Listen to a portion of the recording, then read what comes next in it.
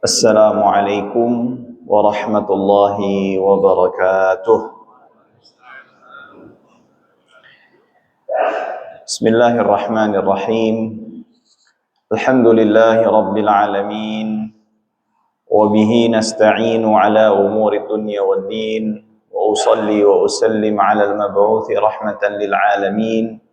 Sayyidina wa habibina Muhammadin الصادق الوعد الأمين وآله الطاهرين الطيبين وصحبه الغر الميامين ومن تبعهم بإحسان إلى يوم الدين. اللهم علمنا ما ينفعنا وانفعنا بما علمتنا وزدنا علما وإخلاصا وأدبا وعملا ينفعنا وألحقنا بعبادك الصالحين. رب اشرح لي صدري ويسر لي أمري واحلل عقدة من لساني يفقه قولي. Amin amin ya rabbal alamin. Jamaah sekalian, jamaah Masjid Raya Cibubur Country ya, jamaah salat subuh ya, semoga selalu diberkahi, dilindungi serta dimuliakan oleh Allah Subhanahu wa taala.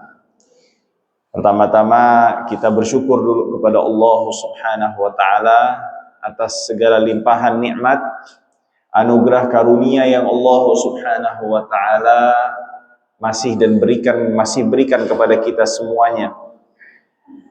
Di antaranya nikmat kesehatan, kemudahan ya, dan nikmat-nikmat yang lainnya, sehingga kita bisa berkumpul untuk sama di tempat yang mulia ini untuk sama-sama melaksanakan salah satu kewajiban kita, salat subuh, dan yang dilakukan secara berjamaah. Tentu ibadah yang kita lakukan tadi, salat subuh, ini merupakan sebuah anugerah yang Allah Subhanahu wa taala berikan kepada kita semua, yang dimana anugerah tersebut juga merupakan bagian anugerah yang tak terhingga.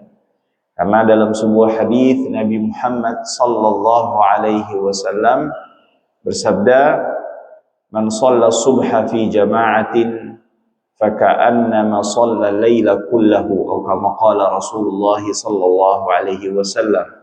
Siapa yang melaksanakan salat subuh secara berjamaah, maka pahalanya Pak itu seperti orang yang melaksanakan salat di seluruh malamnya. Nah, ini jadi kita timbang sholat malam terus satu malam ya, kan capek ya Pak ya. Kita juga butuh istirahat ya. Terlebih lagi kalau yang kerja siangnya atau beraktivitas, biasanya malamnya itu dipakai untuk istirahat, memulihkan kembali tenaganya, fisiknya, agar bisa beraktivitas kembali di hari berikutnya.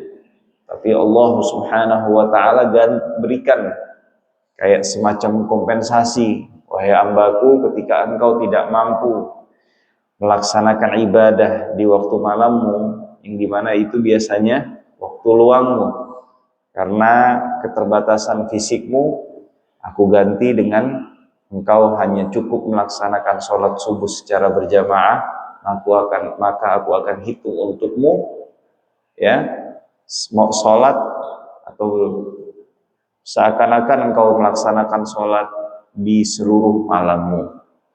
Nah, jamaah sekalian, tentu ya, keutamaan seperti itu tidak akan kita dapatkan kalau kita tidak pernah sama sekali, atau tidak pernah kita dengar kalau kita tidak pernah sama sekali duduk di majelis ilmu. Sehingga ilmu ini sangatlah amat diperlukan untuk setiap kita seorang muslim.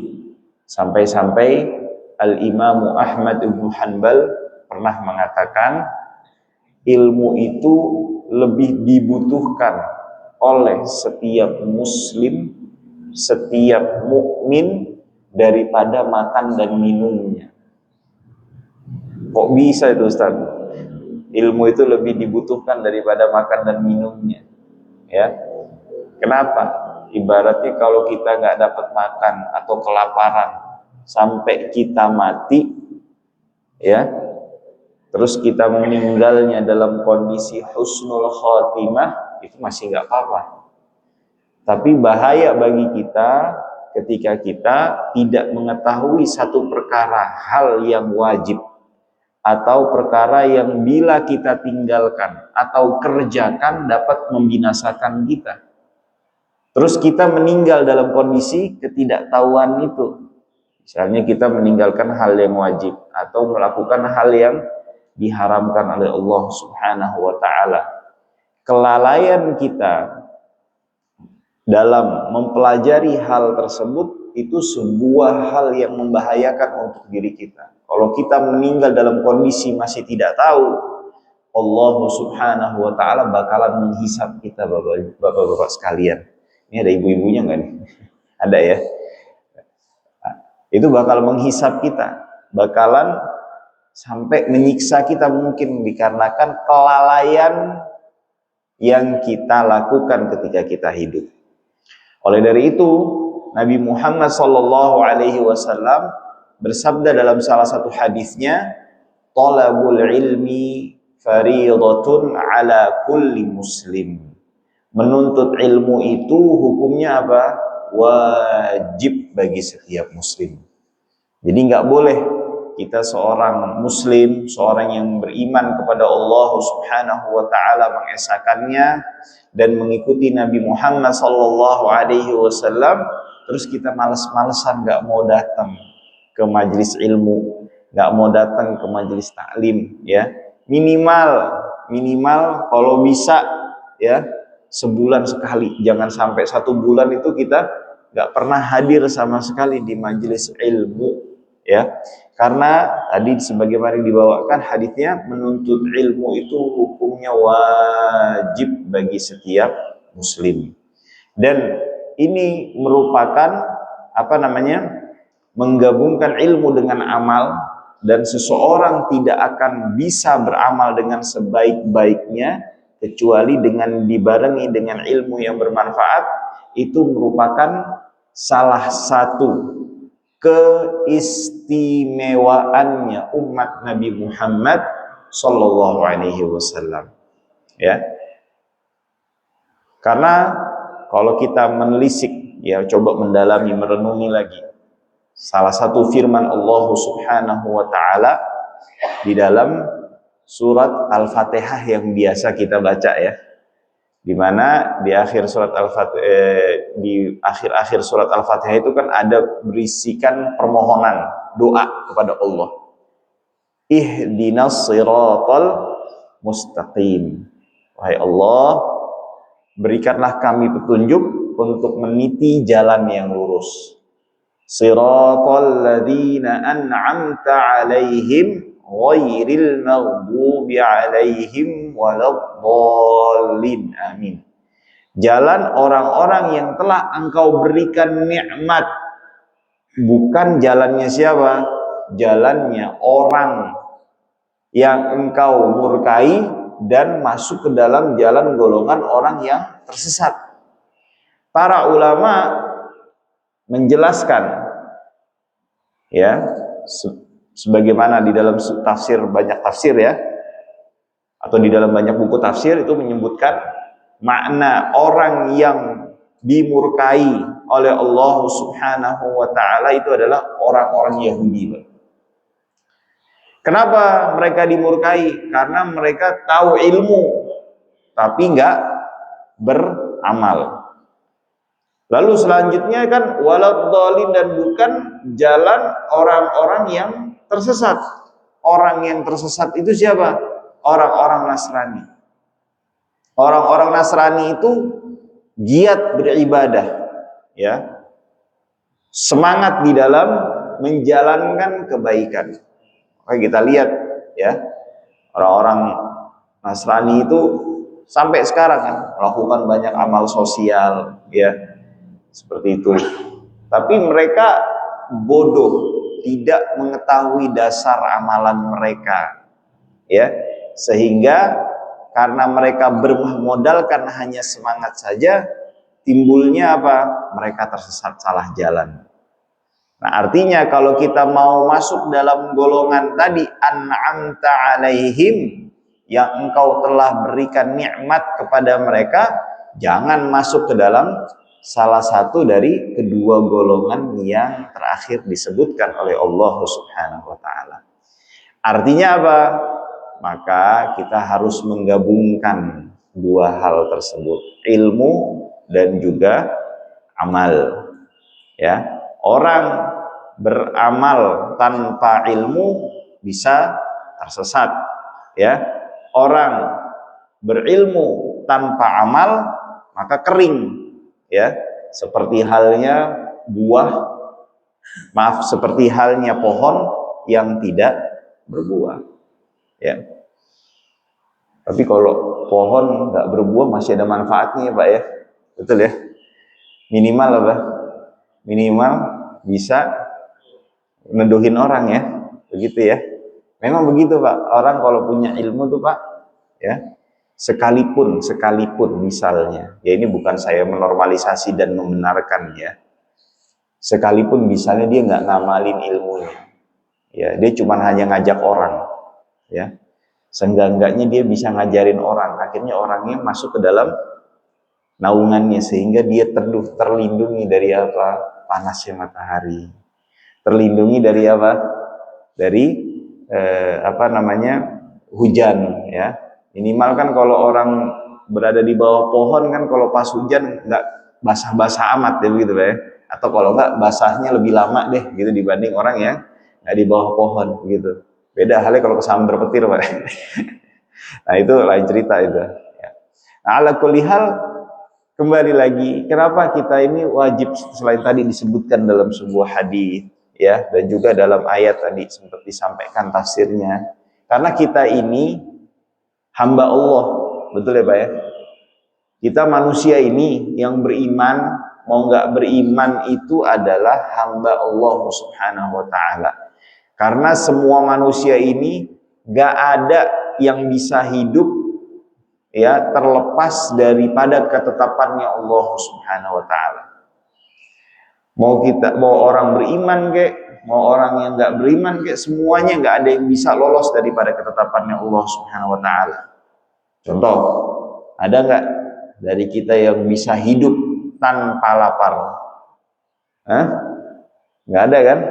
Ada nggak dari kita yang bisa hidup tanpa apa? Tanpa rasa ngantuk, merasakan rasa ngantuk? Nggak ada. Kita semua pasti merasakan setiap harinya itu lapar dan juga ngantuk. Ini menunjukkan akan apa? Bahwasannya kita nggak ada satupun dari kita ini yang bisa terhindar daripada ketetapannya Allah Subhanahu wa taala.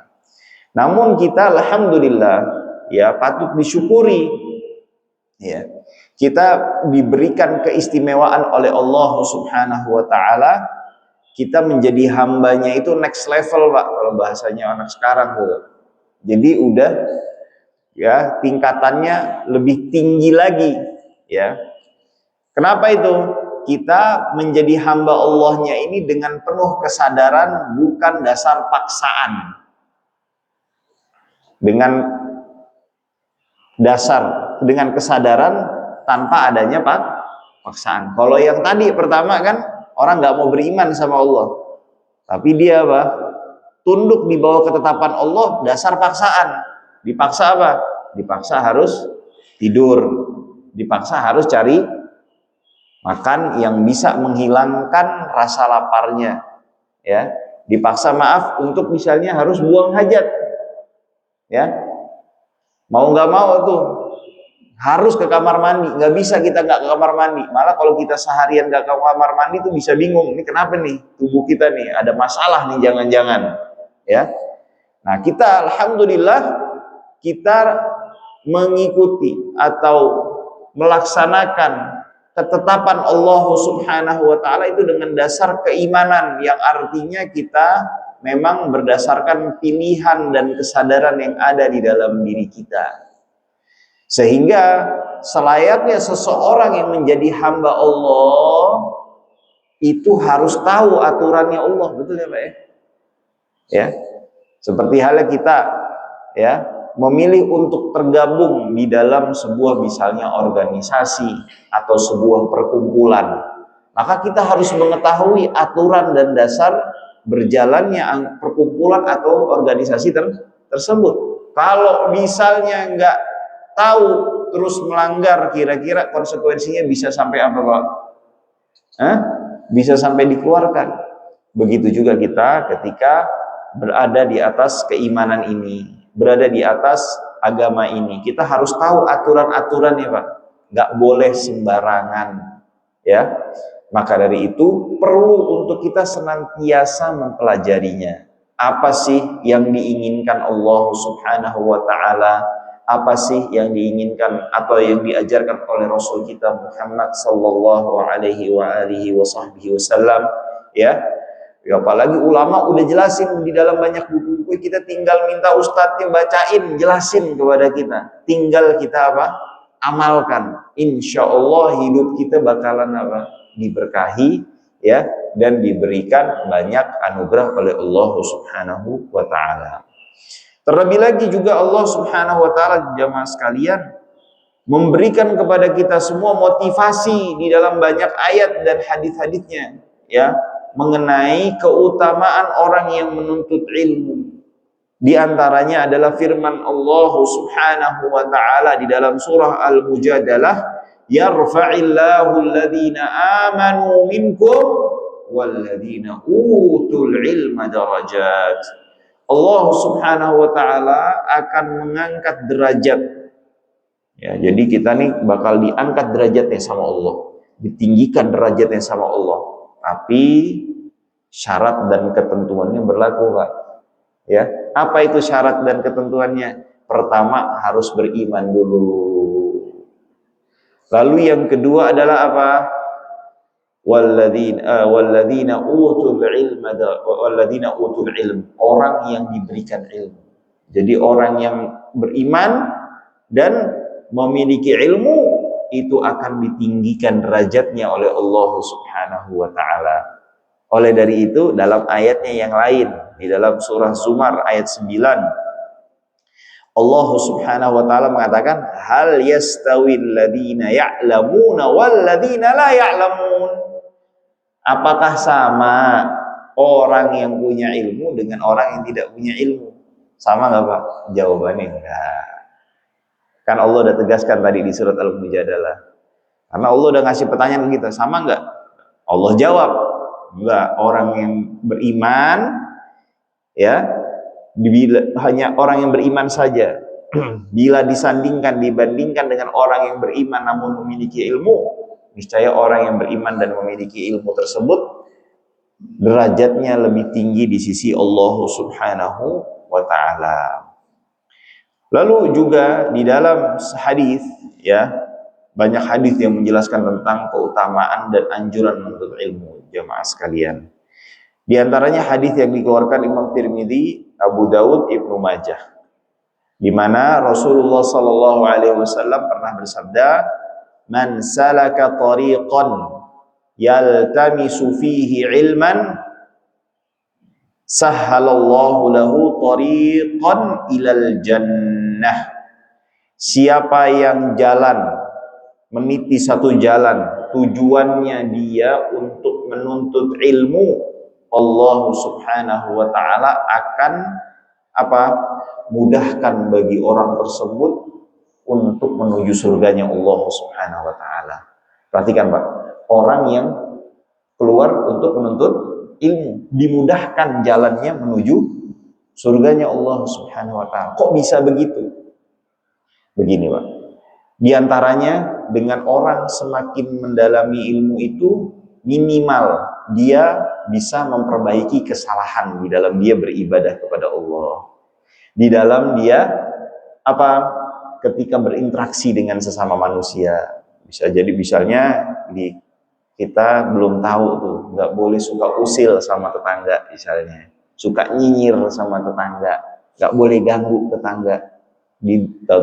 Dengerin, hadir di majelis ilmu, majelis taklim, ya, pengajian, ya, majelis, Atau dijelasin, nggak boleh ganggu, ini dasarnya begini, Rasulullah melarang, Allah mengingatkan. Kan akhirnya jadi apa? Dia ingat. Ya, ketika ingat, dia bertekad untuk apa? Merubah supaya dia tidak melakukannya kembali. Akhirnya kan dia semakin baik tuh. Nah, kalau dia semakin baik, artinya dia semakin dekat kepada surganya Allah Subhanahu wa taala. Atau bisa jadi dia tadinya ke majelis ilmu itu punya niat-niat yang kurang bagus misalnya. Niatnya yang kurang bagus. Ya. Misalnya, ini saya mau ketemu orang, buat apa? Kali aja bisa dapat objekan, proyekan misalnya begitu. Ya. Terus diingetin, tato di tengah-tengah majelis itu ustadznya jelasin, nggak boleh datang majelis ilmu itu hanya sekedar niat dunia. Harus didominankan niat untuk akhirat dan niat untuk memperbaiki diri menjadi lebih baik lagi. Sehingga apa? Sehingga dia akan memperbaiki niatnya. Ya, udah bagus tuh tadi tuh datang majelis ilmu tapi niatnya kurang bagus. Kalau itu kan tadi melakukan kesalahan kan? Kalau yang kedua ini melakukan kebaikan tapi nggak sempurna, gitu. Atau dia akan mengetahui ya jalan-jalan ibadah-ibadah yang paling apa? Paling cepat menghantarkan dirinya kemana? Ke surganya Allah Subhanahu Wa Taala. Ibaratnya gini Pak, orang zaman sekarang nih kalau nyari duit, kalau punya orang yang punya kecerdasan, kepintaran sama yang nggak punya kepintaran, mana lebih gampang nyari duitnya secara umum? Orang yang pintar kan? Kadang-kadang sampai orang yang pintar ini suka difitnah tuh kadang-kadang Pak, sampai kena fitnah tuh. Disangka apa pesugihan apa gimana sama orang-orang yang kadang-kadang kurang apa namanya? Kurang jauh wawasannya, kurang luas wawasannya. Karena kenapa? Dia kerjanya di rumah tapi duitnya banyak. Nggak taunya dia apa? Dia ahli komputer, dia ahli programming, dia kerjanya kalau bahasa sekarang ngeremot Pak. Jadi jalan kerjanya di rumah, tapi yang dia kerjain itu di mana? Di luar negeri, di tempat yang sangat amat jauh, bayarannya mahal lagi. Ya, kerjanya cuma sebentar, cuma ngotak-ngatik ini doang, langsung selesai, udah. Tapi duitnya besar. Kenapa dia bisa begitu? Karena apa? Ilmu yang dia miliki. Begitu juga kita dalam hal beribadah. Kita bakal tahu tuh ibadah yang mana yang lebih diutamakan, didahulukan. Contoh, ya. Kalau sebagian ulama itu mengatakan begini. Kalau kita nih ada majelis ilmu nih di masjid ya.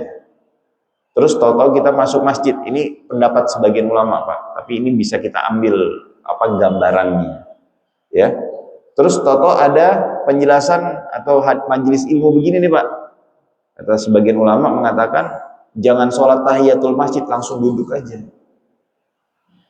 Jangan sholat tahiyatul masjid, langsung apa? Duduk. Kok bisa begitu Ustadz? Karena keutamaan menuntut ilmu itu jauh lebih besar, ya. Keutamaan menuntut ilmu dan duduk di majelis ilmu jauh lebih besar daripada apa? Daripada sholat sunnah. Saya bicaranya konteksnya apa? Sholat sunnah ya Pak ya, sholat sunnah. Dan ini berdasarkan sebuah hadis pendapat ulama ini. Dalam hadis dikeluarkan Ibnu Majah, ya, dan juga Imam Tirmidzi. Pernah Rasulullah Shallallahu Alaihi Wasallam berkata kepada salah seorang sahabatnya yang bernama Abu Dzar Al-Ghifari. Ini harus sahabat Abu Dzar ini luar biasa ya. Sebelum saya ceritakan, saya bacakan dulu hadis. Rasulullah berkata, Ya Abu Dzar, di antara dua, sekiranya engkau keluar, ya, pergi berjalan, ya. Fata'allama ayatan min kitabillah. Kamu tujuannya keluar itu untuk mempelajari satu ayat aja. Satu nih Pak. Satu ayat aja. Gak usah banyak-banyak Pak. Ya. Belajar bismillahirrahmanirrahim. Gimana bacanya yang benar deh. Gitu aja bisanya. Ya. Atau fabi ayyi ala rabbikum tukadziban, dah gitu aja. Itu kan pendek tuh ayatnya tuh. Nah. Khairun laka min an tusalliya mi'ata raka'ah. Itu lebih baik daripada engkau sholat 100 rakaat. Satu ayat Lawannya berapa rakaat, Pak? 100 rakaat. Lah terus kalau bisa, Pak, makanya kata para ulama, dia datang, dia sholat sunnah, kan berarti ada beberapa menit yang terlewat, sehingga dia mendahulukan ibadah yang kurang afdol, bukan, ibadah yang bagus, ya, dengan meninggalkan ibadah yang lebih bagus. Nah itu kan kalau orang nggak tahu kan jadi akhirnya begitu kan, Pak, ninggalin yang lebih bagus untuk melakukan hal yang bagus. Tapi kalau dia punya ilmu, akhirnya dia bisa tahu posisi prioritasnya, mendahulukan yang lebih bagus sebelum melakukan yang bagus, ya. Lalu Rasulullah melanjutkan lagi, wali antaghdua fata'allama baban minal ilmi. Terus engkau keluar, tujuannya untuk mempelajari satu bab aja, satu bab, Pak, nggak banyak-banyak, Pak, satu bab aja, satu bab, ya. Umila bihi aw lam yu'mal bihi, dipraktekkan maupun tidak dipraktekkan. Jadi belajar aja deh dengan niat ikhlas, diamalkan ataupun nggak diamalkan, udah dapat fadilahnya apa? Khairun laka min an tusolliya alfa raka'ah, itu lebih baik daripada engkau sholat 1000 rakaat. Luar biasa ya, Pak, ya. Duduk aja di majelis ilmu, dengerin Ustaz ini ngomong. Dia tahu, dia simak bener-bener, dia berusaha untuk dia fahami. Kita udah dapat pahala, yang pahalanya itu melebihi sholat 1000 rakaat, Pak. Kira-kira ada yang bisa kita, Pak, sholat 1000 rakaat sehari, Pak? Hah? Ada yang bisa di sini, Pak? Nggak usah deh 1000, 100 ada yang bisa, Pak, di sini, Pak. Ya, udah jarang orang sekarang, Pak, yang bisa begitu. Kalau dulu, para ulama zaman dulu banyak yang begitu, Pak, biasa itu. Ya 100 rakaat itu normal buat mereka. Kalau sekarang buat kita bukan nggak normal, anomali bahasa zaman sekarang, ya. Jarang gitu, ya. Nah itu dia. Itu keutamaan majelis ilmu, Pak. Ya. Nah, maka dari itu jangan sampai kita lewatin, jangan sampai kita menyibukkan dengan majelis-majelis yang lainnya, apalagi kalau sudah majelisnya berisikan ngomong-ngomong yang nggak baik, ya. Misalnya maksudnya majelis di sini tuh perkumpulan, Pak. Kalau kita kan bahasanya majelis itu artinya tempat baik kan, tapi kalau dalam bahasa Arab itu majelis itu artinya perkumpulan, ya. Orang nongkrong di kafe, nunduk bareng-bareng itu disebut majelis. Nah, ini maksud saya begitu, Pak, dari sisi bahasa Arab, Pak. Jangan sampai majelisnya kayak begitu, Pak. Majelisnya bukan di masjid, tapi majelisnya di mana? Di kafe. Nggak apa-apa di kafe kalau ada kepentingan. Kalau kafenya tempatnya bagus, baik, ya, nggak ada tempat-tempat, nggak ada hal-hal maksiat di dalamnya, nggak apa-apa. Ketemu orang, silaturahmi, ngobrolin hal baik, buat kemaslahatan dunianya maupun akhirat, nyari hal yang dihalalkan, nggak apa-apa. Tapi jangan sampai kita ninggalin majelis ilmu, ya, belajar di masjid, terus kita duduk ngobrol sama teman-teman kita, ngobrol hal-hal yang sifatnya maaf nggak ada isinya, Pak. Rugi gitu, Pak. Padahal apa sih susahnya kita duduk di majelis ilmu, ya? Bahkan sekiranya kita duduk hadir nih, Pak, ya, duduk hadir, ya, duduk hadir saja, ya, tanpa kita memahami pun kita udah dapat kebagian pahala tuh, Pak. Duduk nih, terus kadang-kadang suka ada yang kan kalau di majelis ilmu tuh suka tenang tuh, Pak, ya. Bener gak, Pak? Saking tenangnya sampai mantuk-mantuk, Pak, ya. Saking apa? Saking tenangnya tuh, ya, makin tenang, nyaman, lama-lama matanya berat, ya. Nah, terus mantuk-mantuk, kepalanya juga itu berat tuh, kayak ada yang gelendotin tuh, Pak, ya. Nah itu pun juga demikian, itu dapat pahala, Pak, begitu, Pak, nggak usah khawatir, ya. Apa? Di antara dalam sebuah hadis disebutkan, ya, majtama'a qaumun fi baitin min buyutillah, tidaklah seseorang itu atau sekelompok orang duduk berkumpul di satu rumah di antara rumah-rumah Allah, yatluna kitab Allah, membaca firman Allah, Ya, tentu bukan hanya Al-Qur'an aja Pak yang dipelajari, tapi setiap hal-hal yang punya kaitan dengan Al-Qur'an. Yang punya kaitan dengan Al-Qur'an. Jadi belajar fikih, belajar sirah, belajar akidah, tauhid, ilmu kalam, itu semuanya masuk ke dalam hadis ini nih Pak, ya. Yatluna kitaballah wa yatadarasunahu fima bainahum, dan saling mempelajari di antara mereka. Illa haffathumul malaika, kecuali nanti malaikat ngumpul. Jadi majelis kita keren nih Pak nih saat ini Pak, ya. Kalau bahasa anak muda sekarang, nongkrongnya sama malaikat gitu ya. Nah itu kan keren begitu Pak ya. Nongkrongnya sama siapa? Sama malah malaikat. Nah, ini nggak tahu nih, jangan-jangan ada Jibril lagi di sini, kan kita nggak tahu ya. Bisa jadi kan gitu ya. Wallahu a'lam bishawab ya. Hafathumul malaika wa ghasyiyatuhumur rahmah, dicurahkan rahmat. Kita dapat rahmat Pak, rahmat dari Allah Subhanahu wa taala. Wa nazalat alaihimus sakinah. Nah, ini nih Pak nih. Turun ketenangan, yang saking tenangnya tadi itu Pak, sampai matanya jadi berat ngantuk ya. Nazalat alaihimus sakinah wa dzakarahumullahu fi man indah, dan Allah Subhanahu wa taala nanti nyebut-nyebut nama kita ini yang hadir di majelis ini Pak. Ya, bangga kita tuh harusnya. Ya, cukup apa? Duduk aja, hadir aja. Mau kata ngerti kagak ngerti, ya kan? Paham kagak paham, duduk aja. Itu sudah dapat apa? Dapat ya pahala, disebut-sebut sama Allah Subhanahu wa taala. Nah, terlebih lagi juga dalam hadisnya yang lain ya Pak ya. Rasulullah sallallahu alaihi wasallam bersabda, "Ughdu 'aliman au muta'alliman au mustami'an au muhibban wala takunil khamisah." Jadilah salah satu di antara 4 orang ini. Kalau hidup itu harus jadi salah satu di antara 4 orang ini. Jangan yang kelima, kata Rasulullah sallallahu alaihi wasallam. Pertama apa? Orang alim. Orang alim yang mengajarkan ilmu. Kalau nggak bisa, jadilah orang yang belajar, senantiasa dalam kondisi belajar. Kalau tidak bisa juga, jadilah orang yang mendengarkan pelajaran. Bedanya apa Pak? Kalau orang muta'alim itu dia belajar tujuannya apa? Yang dimana nanti prospek kedepannya untuk mengajarkan orang. Tapi kalau mustami' itu nggak sampai taraf begitu, dia cuma belajar aja untuk dirinya minimal, ya. Au muhibban, atau orang yang mencintai, alim atau muta'allim, orang yang mengajar dan orang yang belajar.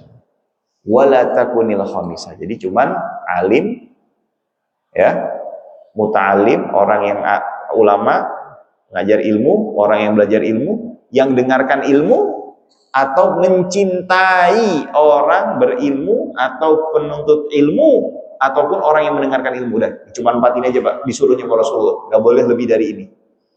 Wala takunil khamisah, kalau jadi yang kelima, kata Rasulullah sallallahu alaihi wasallam, fatahlak, kalian akan binasa, kata Rasulullah sallallahu alaihi wasallam. Nggak main-main ini. Jadi binasa. Qala Atha, lalu Atha ya, qala Ibnu Mas'ud, Atha Ibn Abi Rabah mengatakan, berkata Ibnu Mas'ud kepadaku, zidtuna ya khamisatan lam takun indana, aku nambahkan untuk kita yang kelima, katanya. Saya jelaskan, kata Ibnu Mas'ud, yang kelima itu apa? Rasulullah kan nggak nyebutin, tapi dijelaskan sama Ibnu Mas'ud. Maksudnya yang kelima, maksudnya Rasulullah yang kelima itu siapa? Antubghidal ilma wa ahlahu, benci sama ilmu dan orang yang mengajarkan atau mengajarkan dan mempelajari ilmu. Nah ini kalau yang kelima nih, kata Rasulullah, binasa. Ini selaras dengan hadisnya yang lain. Rasulullah mengatakan apa? Ad-dunya mal'unah, dunia itu terlaknat. Wa mal'unun ma fiha, dan terlaknat seluruh apa yang ada di dalamnya, seluruh apa yang ada di dalamnya. Lalu Rasulullah mengatakan illa, kecuali aliman, orang alim yang mengajarkan ilmu, au muta'alliman, atau orang yang mempelajari ilmu, au dzakiran lillah, atau orang yang berzikir kepada Allah, wa mawalah, atau yang semisal dengannya, maksudnya yang suka beribadah. Jadi kalau kita mau hidup di dunia ini tanpa mendapatkan laknat Allah, itu cuma kita harus dalam kondisi salah satu di antara empat. Apa itu? Pertama, jadi orang yang suka mengajarkan ilmu atau mengajarkan ilmu. Atau yang ketiga adalah orang yang suka berzikir kepada Allah Subhanahu wa taala, dan yang keempat adalah orang yang ibadah. Nah, jangan sampai keluar dari itu. Kalau udah keluar dari itu, udah ibaratnya ini ada mobil, jalur ya, jalur nih. Ini jalur akhirat, jalur baik, yang sini jalur laknat. Nah, itu kalau kita sampai keluar dari jalur baik, yang kata Rasul ada 4 doang tuh jalur, ada 4 ini. Ada jalan baik, jalan laknat. Jalan baik ini ada 4 jalur. Kita keluar jalur kelima, kita masuk ke jalur yang bikin kita celaka nanti, Pak. Nah, sekarang pertanyaannya, kan tadi disebutkan belajar itu hukumnya apa, Pak? Fardu ain, wajib buat kita semua. Apakah semua ilmu itu fardu ain? Enggak. Pertanyaannya lagi, yang wajib itu apa? Yang wajib itu yang mana, gitu loh. Jangan sampai kita datang majelis ilmu, datang ke sana ke sini, ternyata bukan hal yang dimaksudkan, yang diharuskan untuk kita hadiri, Pak. Nah, yang diharuskan untuk kita pelajari itu adalah hal-hal yang wajib untuk kita ketahui dalam keseharian. Ya, jadi kalau yang wajib untuk kita ketahui itu dalam keseharian kita itu secara umum dibagi menjadi 3 konteksnya atau 3 bagian. Yang pertama, menjelaskan tentang keyakinan kita. Ya, kita harus tahu apa saja yang wajib untuk kita yakinin. Ya, yang berkaitan tentang Allah Subhanahu wa taala. Jangan sampai kita beriman Allah duduk di atas. Nah, ini bahaya kayak gini, Pak. Keimanan kayak gitu. Betul, Allah istiwa di arsy, tapi bukan maknanya duduk, enggak. Allah istiwa di arsy, tapi maknanya bukan duduk, bukan bertempat. Ya, Allah beristiwa tanpa adanya tempat. Imam Ahmad Ibnu Hanbal mengatakan, Imam Ahmad bin Hanbal yang mengatakan, man qala annallaha fi kulli makan, Allah itu berada di semua tempat, au fi makan, atau ada di satu tempat, ya, fakafirun, orang itu kafir, keluar dari agama Islam. Ini kata Imam Ahmad bin Hanbal, bukan kata saya, Pak. Nah, itu jangan kita pelajari akidah kita supaya tujuannya apa? Kita membersihkan dari hal-hal pemahaman-pemahaman yang bertolak belakang daripada jalan kebenaran, daripada golongannya Ahlus Sunnah wal Jamaah. Ya. Juga kita mempelajari apa yang wajib untuk Rasulullah, apa yang boleh, apa yang nggak boleh untuk Rasulullah. Begitu juga berkaitan dengan malaikat, kitab-kitabnya Allah Subhanahu wa taala, ya, rasul-rasulnya, hari kiamat, ya. Berkaitan dengan keimanan kita terhadap hari kiamat dan juga takdir. Nah, juga yang diantara yang diwajibkan adalah mempelajari ilmu fikih. Itu, Pak, itu diantaranya. Maka ilmu fikih itu membahas keseharian kita, Pak. Ilmu fikih itu bukan urusan sholat, zakat, puasa, haji doang. Enggak, Pak. Urusan bertetangga, urusan kita bermasyarakat pun diatur di dalam ilmu fikih, Pak.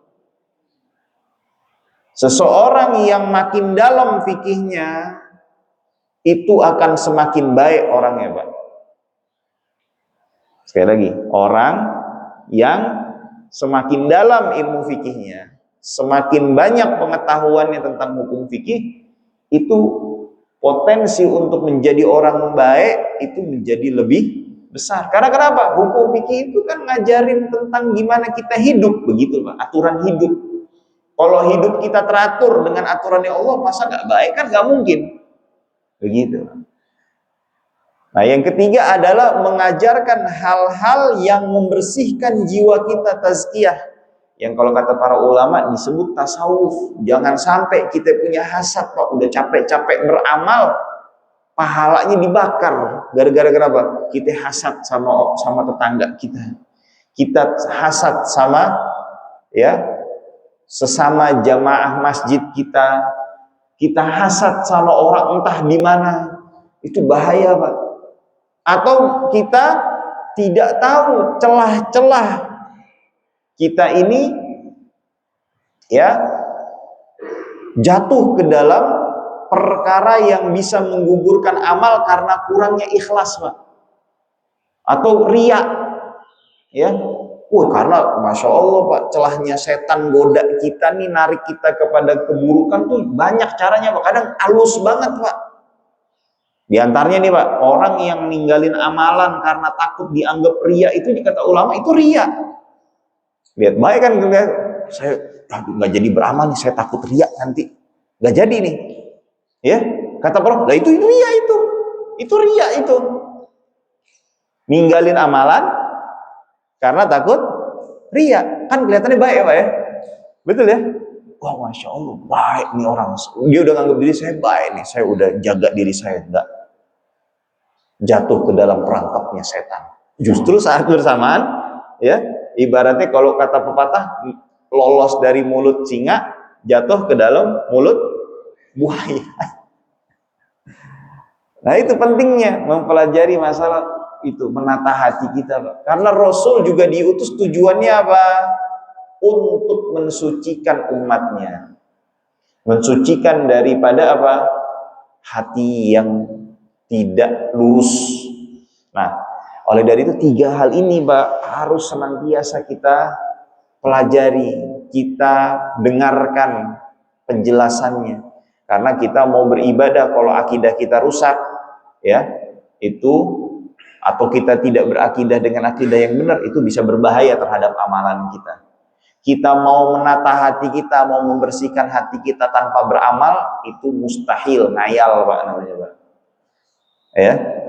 Mau bersihkan hati, nata hati nggak pakai ibadah, nggak pakai beramal, ngayal namanya, Pak. Oleh dari itu ada sebuah makalah yang sangat amat luar biasa. Ini makalahnya dinisbatkan kepada Imam Malik. Terlepas ini benar atau tidaknya dari Imam Malik, tapi ucapan ini sangat amat baik, sangat amat bagus, harus dihafal oleh setiap dari kita. Man tasawwafa walam yatafaqqah, siapa yang bertasawuf tapi dia enggak membarenginya dengan ilmu, mempelajari ilmu fikih, faqad tazandaq, maka dia terjatuh ke dalam kezindikan. Zindik tuh kalau bahasa zaman Rasul tuh kayak orang munafik, Pak. Dia menampilkan keislaman tetapi di dalam hakikat dirinya itu menyembunyikan kekufuran. Kan tuh suka ada tuh orang-orang sok-sokan tasawuf tuh, Pak, ya kan. Saya sudah sampai makom ini nggak perlu sholat lagi saya. Nah, itu kayak gitu tuh. Saya mah beda makomnya dengan kalian. Saya mah udah nggak perlu sholat. Kan ada yang begitu tuh. Nah, itu tazandak tuh kata Imam Malik. Itu melakukan perbuatan kezindikan. Wa man tafaqqaha, siapa yang berfikih, walam yatasawwaf, tapi nggak dibarengin dengan bertasawuf, maka dia apa? Faqad tafassaq, maka dia terjatuh ke dalam kefasikan. Minimal apa? Dia benci sama saudaranya, nggak suka. Ada secara tidak sadar di dalam hatinya itu terjebak ke dalam jeratan-jeratan setan yang membelenggu dan mengotori hatinya. Walaupun secara luarnya nih, Pak, dia baik, sholat, kan. Kan banyak nih begitu tuh, kalau ngelihat saudaranya sama muslim yang beda pendapat sama dia, kayaknya udah bawaannya gedek aja, benci aja. Kan ada begitu Pak? Ada nggak? Ada. Nah itu karena kenapa? Dia tidak mentazkiyah, ya, mempelajari, memperdalam, ya, ilmu yang membahas, mengulas tentang masalah pensucian jiwa yang dinamakan oleh para ulama sebagai ilmu apa? Tasawuf. Nah, itu kayak begitu. Lalu ditutup ucapannya Imam Malik ini, waman jama'a bainahuma, yang gabungkan dua hal ini, faqad tahaqqaq, maka dia sudah berhasil mewujudkan jadi hamba Allah yang paling ideal. Nah, itu dari itu makanya saya sering memberikan saran Pak ke setiap pengurus masjid. Karena kenapa kita ini, ya, kondisi negeri kita ini belum belum bisa memberikan edukasi agama yang cukup, ya. Bukan saya bilang nggak ada, belum cukup. Maka ini perlu adanya peranan dari masjid-masjid. Karena dulu Rasulullah kan kalau bangun peradaban mulai dari mana? Masjid ini Pak. Masjid ini bukan tempat sholat doang Pak, bukan tempat ibadah aja, tapi tempat segala hal, diantaranya edukasi, pengajaran, dan segala macam. Saya selalu menganjurkan kepada pengurus masjid, selayaknya itu pengajian di masjid itu harus membahas 4 tema ini, jangan keluar Pak. Maksudnya ini harus ada dulu, baru yang lainnya. Bukan berarti tema lain nggak bagus, tapi ini 4 yang harus didahulukan. Yang pertama itu apa? Al-Quran. Al-Quran mencakup cara baca, ngajarin cara baca. Kalau bisa bikin madrasah tahfidz buat anak-anak kecil, kalau bisa. Ya, buat anak-anak di sini minimal dia lulus SD tuh udah hafal juzuk amma atau juzuk, dan dengan juzuk tabarok kalau bisa tuh, ya. Nah, terus juga mencakup Al-Quran di sini apa? Pelajarin tafsir-tafsir secara umum aja, global Pak. Juz 30 duha, surat duha sampai An-Nas, Al-Fatihah sama ayat-ayat pilihan yang biasa kita baca, biar kita pas baca Quran tuh lagi setengah sholat ngeresep Pak, tahu artinya, ya. Lalu yang kedua itu akidah Pak. Jangan sampai nanti ada orang ngaku-ngaku dapat wahyu di Gunung Salak, dipercaya dia sebagai nabi, ya. Perempuan lagi ada masalah di otaknya, ngaku malaikat Jibril, dia ikutin. Gara-gara kenapa itu? Nggak ngerti ilmu akidah, ya. Lalu yang ketiga adalah apa? Fikih Pak. Fikih cakup ibadah. Terus juga dasar-dasar muamalat. Terus masalah fikih pernikahan itu juga penting Pak, dipelajari, diajarkan di tengah masyarakat. Karena saya dapetin data tingkat perceraian ini tinggi rata-rata karena kenapa? Masing-masing pasangan itu nggak ngerti hak dan kewajibannya. Itu paling mendasarnya itu Pak, masalahnya. Kenapa bisa begitu?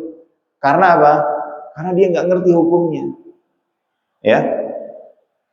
Sampai ada yang nggak sedikit saya dengar, ada orang, ya, namanya orang kadang-kadang suka nggak cocok nih. Misalnya ini baik-baik ini, ya, pisah suami istri begitu misalnya.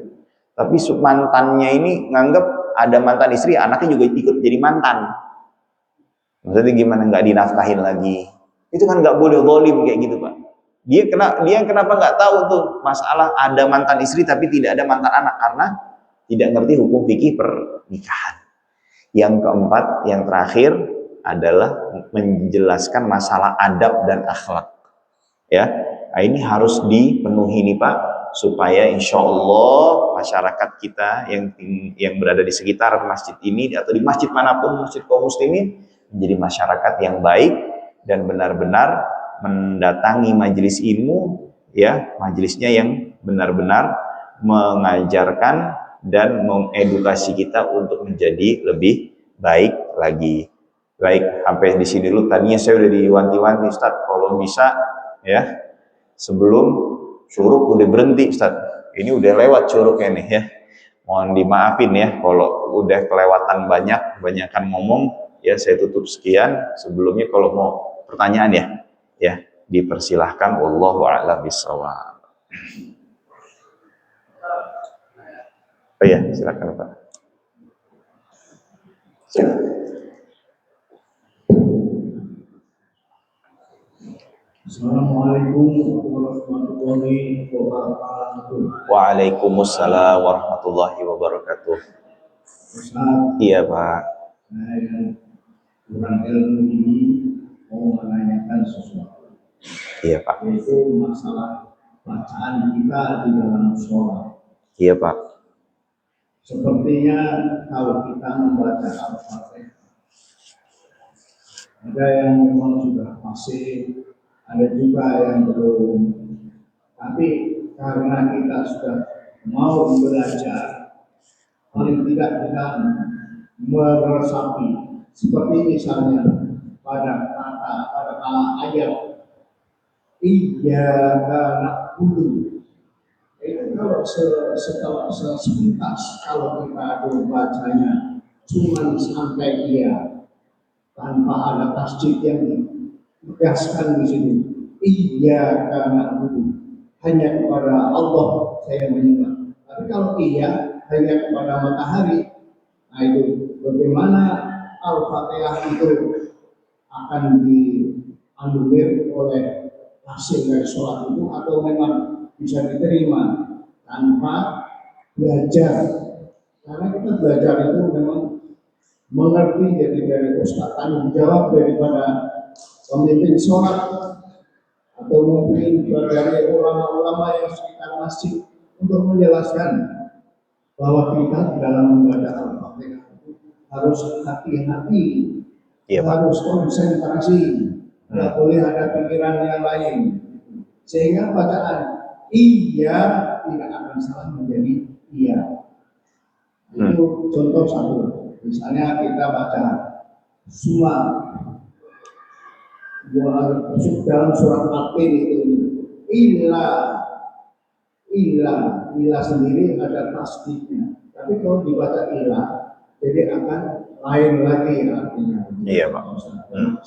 Wassalamualaikum warahmatullahi wabarakatuh. Waalaikumsalam warahmatullahi wabarakatuh. Masya Allah. Tadi saya terakhir menutup menjelaskan masalah empat Bapak malah nebelin lagi nih dengan pertanyaannya. Iya Pak, memang tadi saya sampaikan kan masalah pengkajian Al-Quran itu mencakup mengajarkan bacanya. Karena seseorang yang tidak bagus bacaan Al-Fatihahnya, maksudnya bagus itu bukan bacanya kayak imam-imam di Mesir, Masjidil Haram begitu, enggak Pak. Tapi minimal jangan sampai salahnya itu, kalau dalam ilmu tajwid itu lahan jali. Lahannya, kesalahannya yang tidak bisa ditolerir. Seperti tadi yang Bapak penanya contohkan. Misalnya dia membaca tasdidnya itu tidak dibaca dengan baik, dengan sempurna. Pas iya kana budu, nah itu ternyata dibaca iya kana budu. Nah itu bisa menyebabkan perubahan makna yang justru maknanya itu na'udzubillah syirik. Kami menyembah cahaya, ya. Nah itu dia. Jadi artinya penting bagi kita untuk memotivasi sesama di antara kita untuk apa? Memperbaiki bacaan Al-Qur'annya. Kalau sudah diberitahu ya, terus tetap tidak mau tahu, ya, para ulama mengatakan sholatnya bisa nggak sah Pak. Sholatnya bisa apa? Tidak sah. Karena kenapa? Kan di antara rukun sholat itu apa? Membaca suratul Fatihah. Makna membaca suratul Fatihah itu diantaranya maksudnya apa? Ya dibaca semuanya lengkap, jangan sampai ada yang ketinggalan. Kalau tasdidnya nggak dibaca, ya berarti ada huruf yang ketinggalan. Jadi konsekuensinya apa? Ya Al-Fatihahnya nggak sah. Kalau Al-Fatihahnya nggak sah, sholatnya ikut-ikutan juga tidak sah. Nah, itu dia Pak ya. Wallahu a'lam bishawab. Semoga bisa menjawab Pak. Ya. Ada lagi mau tanya? Ya.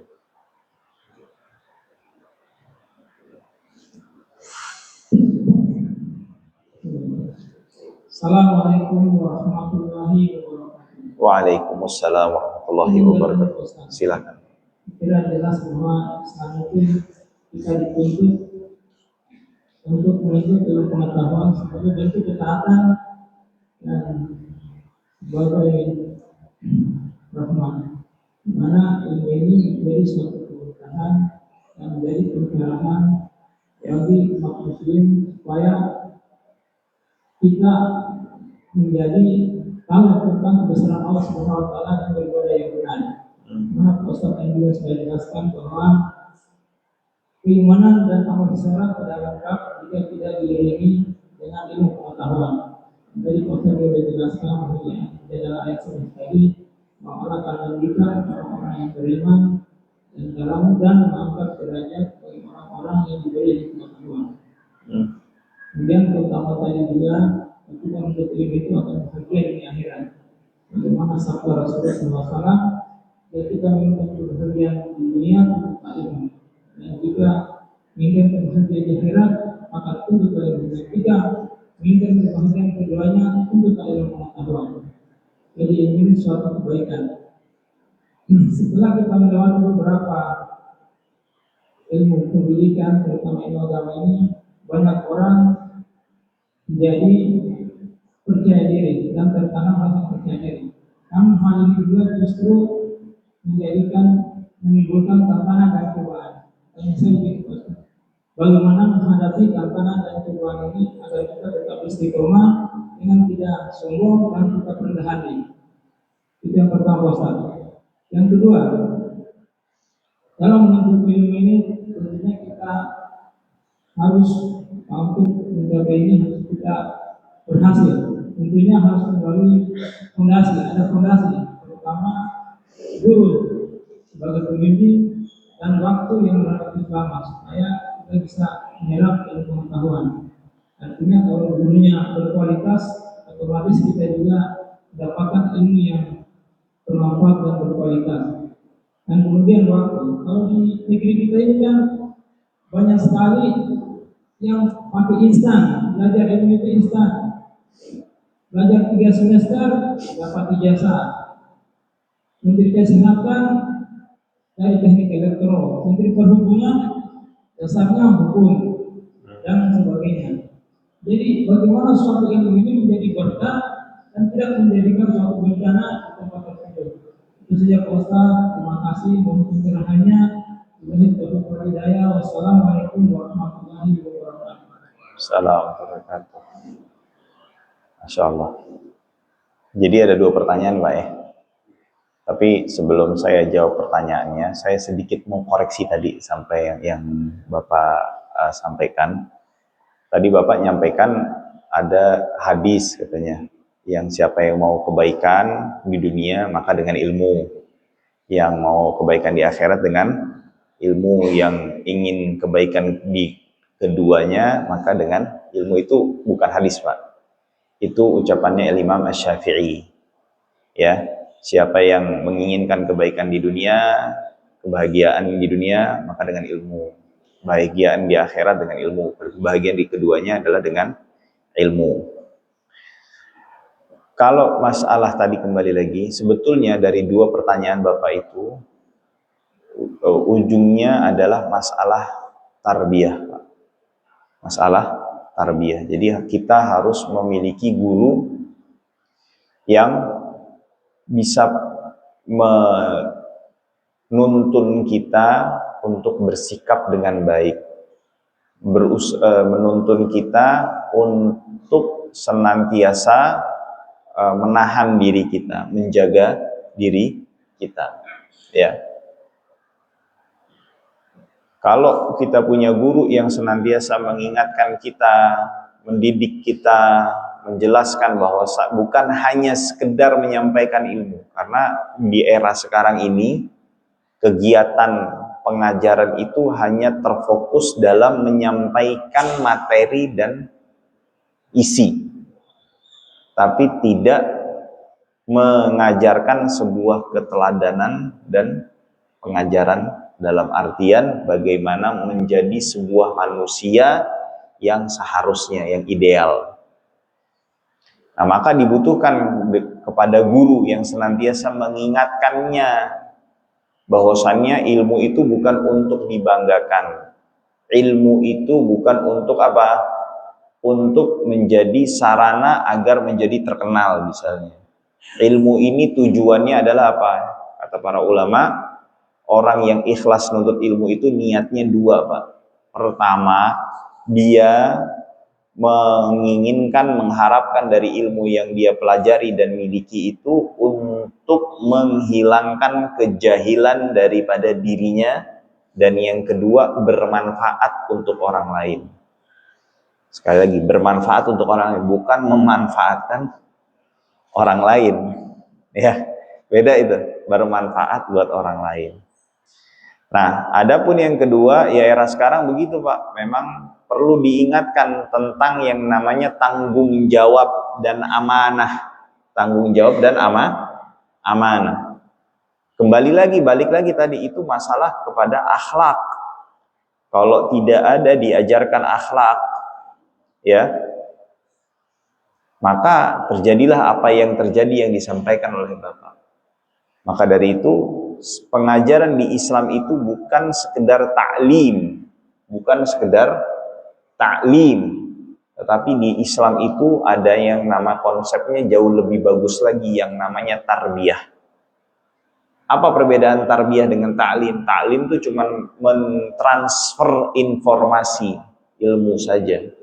Tapi kalau tarbiyah itu adalah memproses, membangun dari nol sampai kepada titik kesempurnaannya.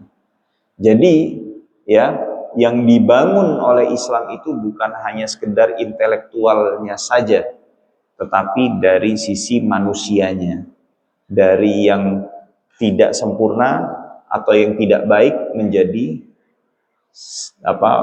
tingkatan yang ideal sebagai seorang manusia. Nah, masalah di era kita sekarang ini tidak menitik beratkan atau tidak terfokus pada hal ini, ya, sehingga jadi masalah, ya.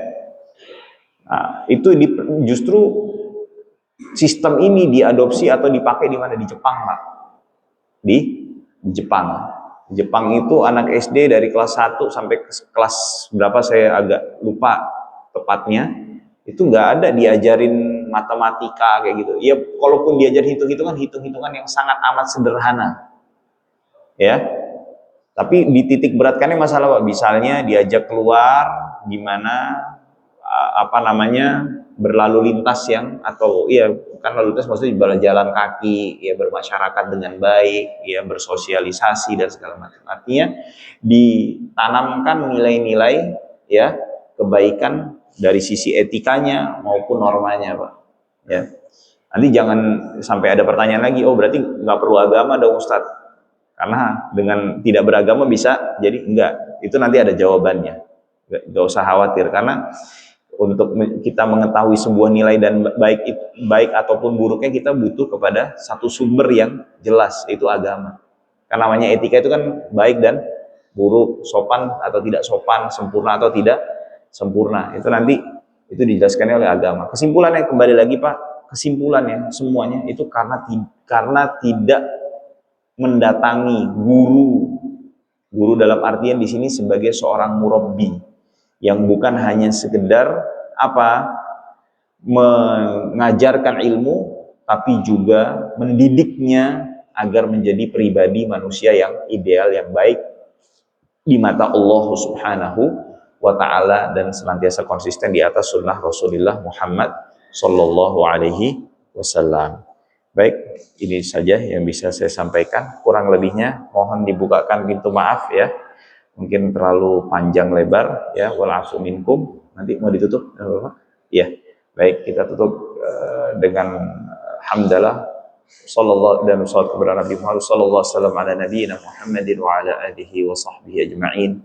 Walhamdulillahi rabbil alamin. Alhamdulillah, sama-sama kita dengarkan nasihat-nasihat ataupun ilmu yang disampaikan oleh guru kita Ustaz Faris Baswedan kepada kita semua. Itu kalau boleh saya rangkumkan bagaimana kita mengamalkan pada ibadah kita, maka kita harus meyakini dengan fadilahnya. Keuntungannya ketika kita meyakini bahwasanya ketika kita beramal dan kita yakin dengan fadilah-fadilah yang disampaikan oleh Baginda Rasulullah SAW, sehingga akan memotivasi kita untuk beramal. Mungkin saja dari saya membawa acara. Wassalamualaikum warahmatullahi wabarakatuh. Waalaikumsalam. Muhammad. Waalaikumsalam.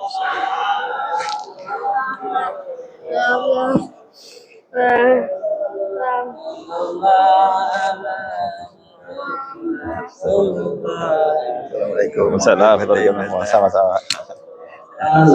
Muhammad sallallahu alaihi wasallam, sallallahu alaihi Muhammad sallallahu alaihi wasallam, sallallahu alaihi Muhammad sallallahu alaihi wasallam, sallallahu alaihi Muhammad sallallahu alaihi wasallam. Si saudara Faris Basir, Masya Allah. Waalaikumsalam.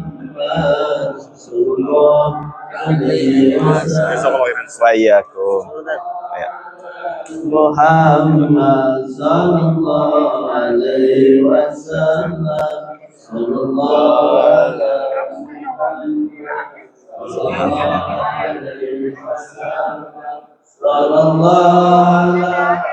Oke, sama-sama Pak ya. Mohon doanya Pak ya.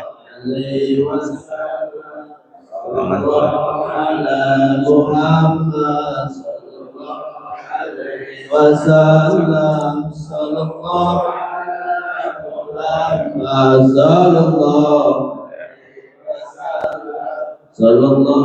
Pak.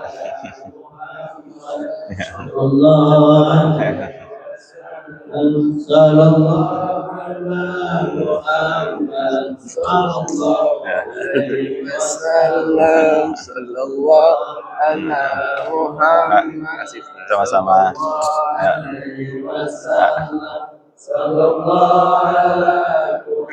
Sama-sama Pak ya.